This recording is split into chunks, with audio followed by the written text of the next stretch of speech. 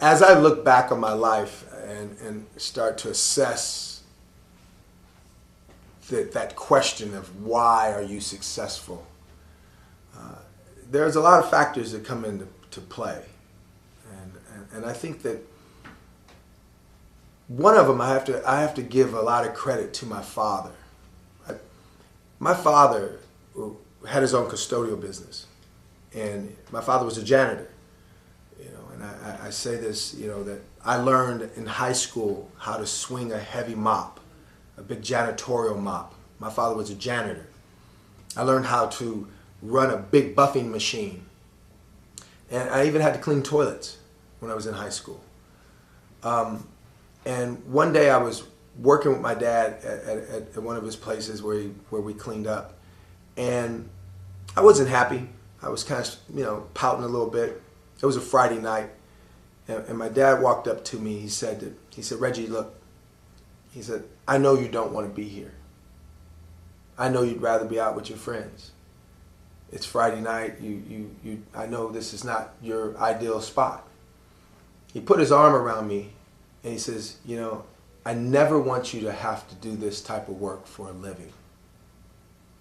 He said, "But it's not going to hurt you to learn how." And what a profound moment for me in my life, because that is what my life has been about. And I've had every job I've ever wanted in my life because of the work ethic, the ability to transform my thoughts and my energy to put my hands into something and grinding it out. There's no fear in hard work. You have to be fearless and not ashamed of putting your hands involved in something. In my speech, I say that it is honorable to be the one that swings the heavy mop. I always say that you have to have a vision. You have to visualize yourself being successful. You have to have a plan. And in that plan and in that vision, you have to dream about it. I always tell people, you have to dream your success. You have to see yourself being successful. Consistency is something that is spawned from your plan and having a methodical way of going about things. I have the background of sports, which allowed me to be able to take a very methodical work ethic and transform that on the court to the business world or wherever I want, because sports and life really does parallel each other. The work that I put in there is the same work I've put in everything I've ever done in my life. Sometimes you have to just transform your energy and your focus. You don't want to be an emotional being. You don't, because emotions, you ride high and you ride low. I remember going back to high school.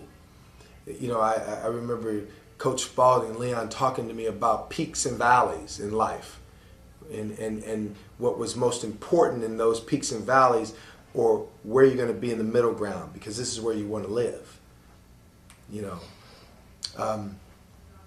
But I think that consistency is something that not only you have to be consistent with the way you do things, but you have to be consistent in your personal life and how you deal with people. Those things are important. Plan, consistency, vision. Those are the three things that I think that really stick out in my mind of the basics for success. There's one area that we didn't touch on that I want to touch on, and that is your health. You have to live a healthy life. You have to take care of meat. You got to eat well. You got to have energy. You got to take care of your weight. You got to exercise. We all have the excuses of life.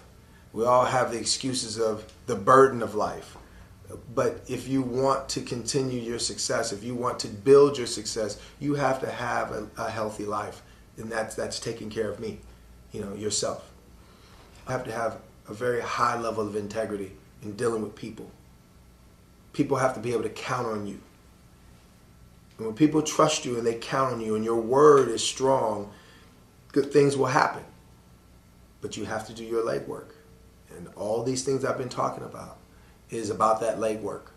Those are, for me, those have been the positive things. Those have been the things that have made me successful. Those have been the things and the reasons that I think that I've been able to maintain, a lifestyle from playing in the NBA to working in television to coaching. I've had 4 different careers. And I will tell you point blank that each time I went after a job, each time there was an endeavor that I wanted to be involved in, the plan was the same, and that was to outwork anybody else that was in my way. So remember, the call to action. If you follow the rules that I've been talking about, if you at least take some of them, and everything has to be individualized for it to work for you. If you do these things, the likelihood of your success broadens tremendously. Not only because I'm saying it, because I lived it. I've seen it done and I've done it.